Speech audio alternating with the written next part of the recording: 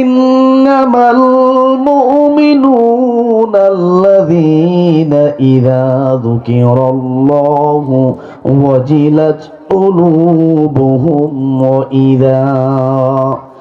وإذا تليت عليهم آياته زادتهم إيمانا وعلى ربهم يتوكلون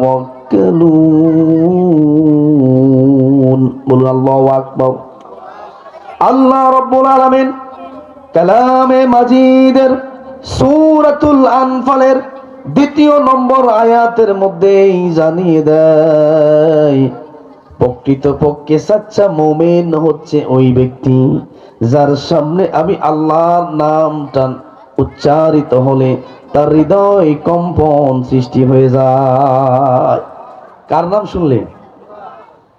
আল্লাহর নাম শুনলে যে হৃদয়ের ভিতরে, অন্তরের ভিতরে, কলবের ভিতরে কম্পন সৃষ্টি হয়ে যায়, আল্লাহ বলছে ওই হচ্ছে প্রকৃত মুমিন। আল্লাহ পাক আরো জানিয়ে দেন وَإِذَا تُلِيَتْ عَلَيْهِمْ آيَاتُهُ زَادَتْهُمْ إِيمَانًا وَعَلَى رَبِّهِمْ يَتَوَكَّلُونَ। আল্লাহ পাক আরো জানিয়ে দিয়ে বলেন, আর যখন তাদের সামনে কোরআনের তেলাওয়াত করা হবে, পড়া হবে, তখন তাদের ঈমানটা আরো বেড়ে যায়। ওয়ালা রাব্বিহিম ইয়াতাওয়াক্কালুন। আর প্রকৃত মুমিন ব্যক্তিরা সব সময় ভরসা করে আল্লাহর উপরে। ঠিক কি না? মুমিন ব্যক্তি সব সময় ডিফেন্স করবে, ভরসা করবে, তাওয়াক্কুল করবে কার উপরে? আমরা আল্লাহর উপরে ভরসা করে, আল্লাহর উপরে তাওয়াক্কুল করে, আল্লাহর সন্তুষ্টির জন্য আমরা মাহফিলে এসেছি। বিনিময়ে আমরা আল্লাহর কাছে চাই কি? বিনিময়ে আল্লাহর কাছে আমরা চাই জান্নাত। কি ঠিক আছে কিনা? আমি কালামে হাকিম থেকে একটা আয়াত আমি তেলাওয়াত করেছি, আপনারাও যারা পারেন তেলাওয়াত করেছেন। কালামে হাকিমের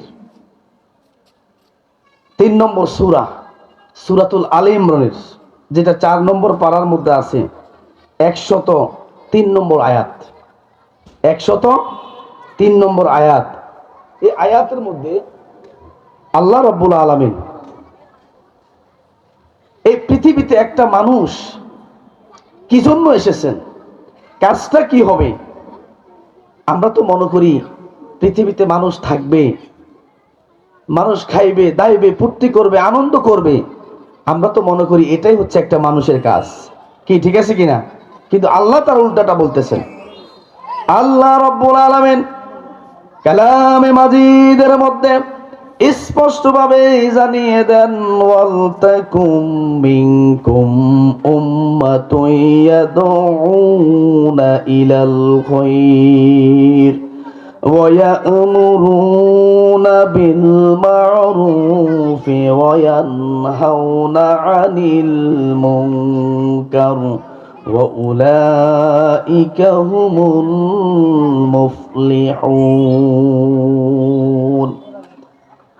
আল্লাহ রাব্বুল আলামিন জানিয়ে দেন, ও দুনিয়ার বান্দা শোনো, তোমাদের মধ্যে এমন কিছু লোক থাকবে যারা মানুষকে নেকি এবং সৎ কর্মশীলতার দিকে আহ্বান করবে।